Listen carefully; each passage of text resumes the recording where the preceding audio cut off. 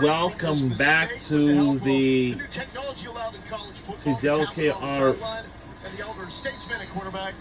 Del K. Royal Texas Memorial Stadium, like Del K.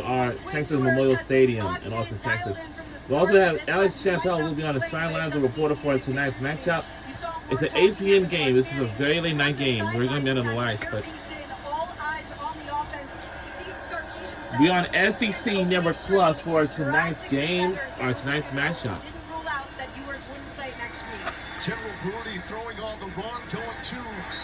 Well, I'll tell you, it's a fact that Georgia will face against this team, but for UL Monroe, they're in the Sun Belt Conference. But for Texas, for our team, we're in a brand new conference as SEC. Quarterback for Nick Saban and LSU, John David, quarterback Pete Carroll and Steve Sarkisian at USC.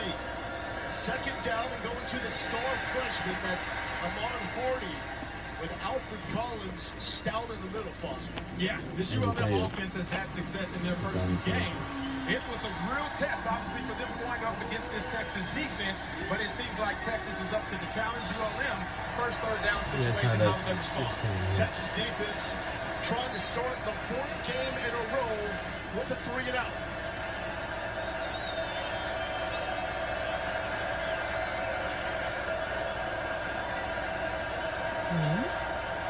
Devon Wells in motion. That's Hold it. It's a timeout by UL Monroe Warhawks. First time on the road for the Warhawks. They played at home in Monroe for the first two games. What's the challenges for a team like this coming here? Well, number one, we had a chance to speak with Elijah Fisher, who's the starting left guard. He played here 2 years ago in that game, in that matchup, and it was his first start, and he mentioned that he wanted to share to his teammates the cannon is very loud, number one, but then also being able to over-communicate so that they are able to hear each other's calls is going to be the main important factor because of how large this stadium is. See that nugget? 73 newcomers. Woo! Only North Texas with more. And that is Elijah Fisher, who will never forget his first game as an offensive lineman. His assignment was Byron Murphy. Didn't have a lot of great memories from that.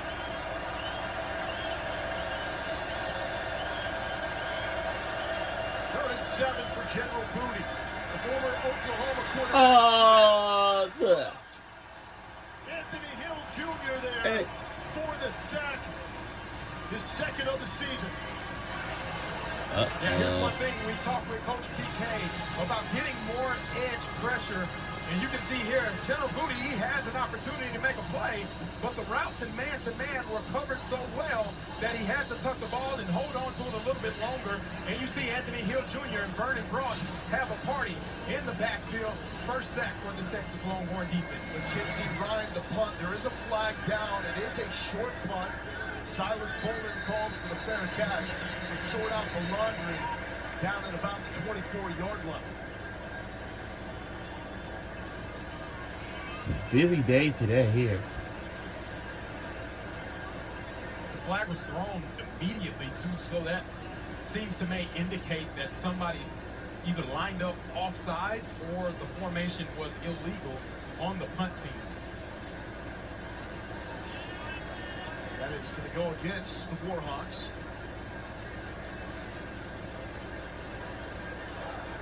Illegal formation. Kicking team. 5 or more players in the backfield. It's a 5-yard penalty. It remains fourth down.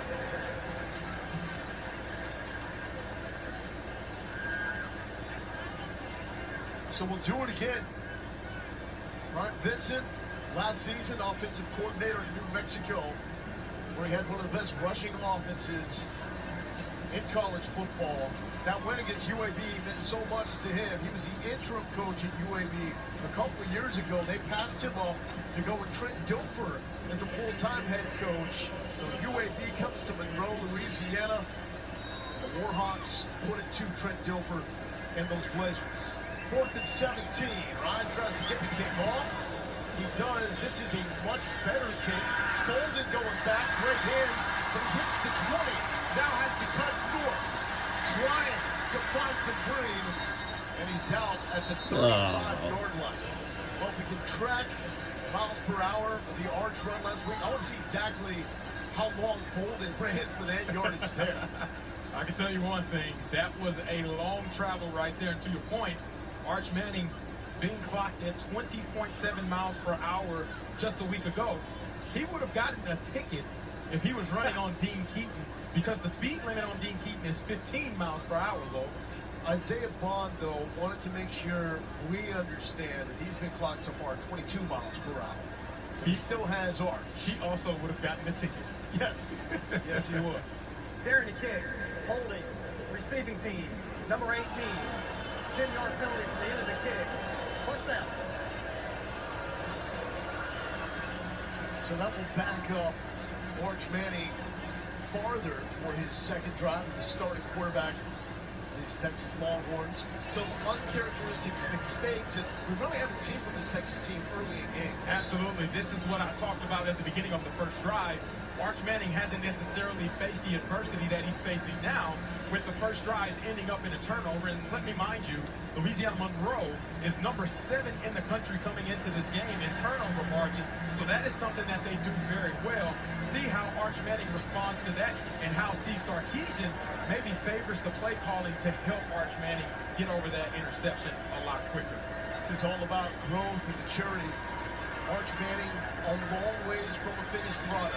Yes. Texas coaches will tell you that. But the way he has developed since arriving on campus has been eye-opening.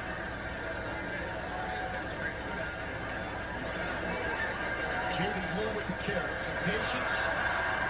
It's a little bit of daylight up the middle, following the blocks of Jake Majors, and that is a concern. As DeAndre Moore is limping off the field. Isaiah Bond says he's the veteran of the returning receivers for Texas. Bond lowers his shoulder, but David Godsey was there. Yeah, you can see Steve Sarkisian pick up the tempo on these last 2 plays. Louisiana Monroe was up to the task on that second down. They're up to the line quickly. 3rd and short. Manning pulls it from Blue all day. Take his shot.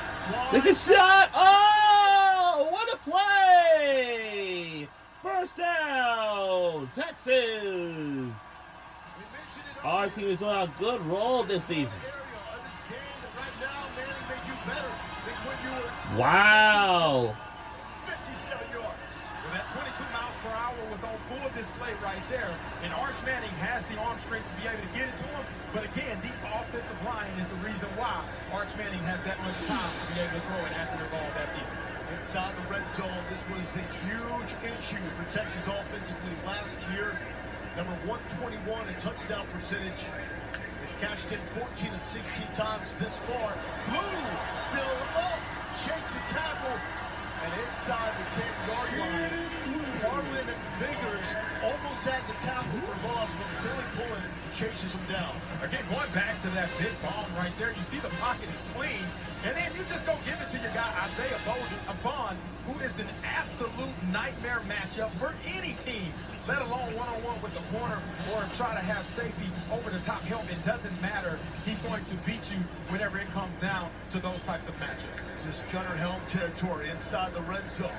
Right now, it's all about Jaden Blue. That ankle looking a lot better, Fozzie.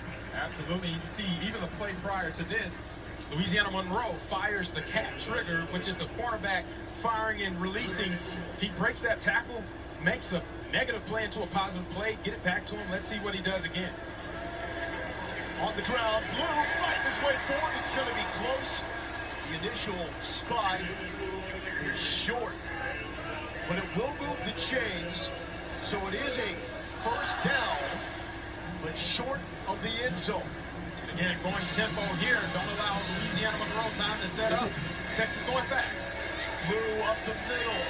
Louisiana Monroe for the moment. Let me see. What's it say? No.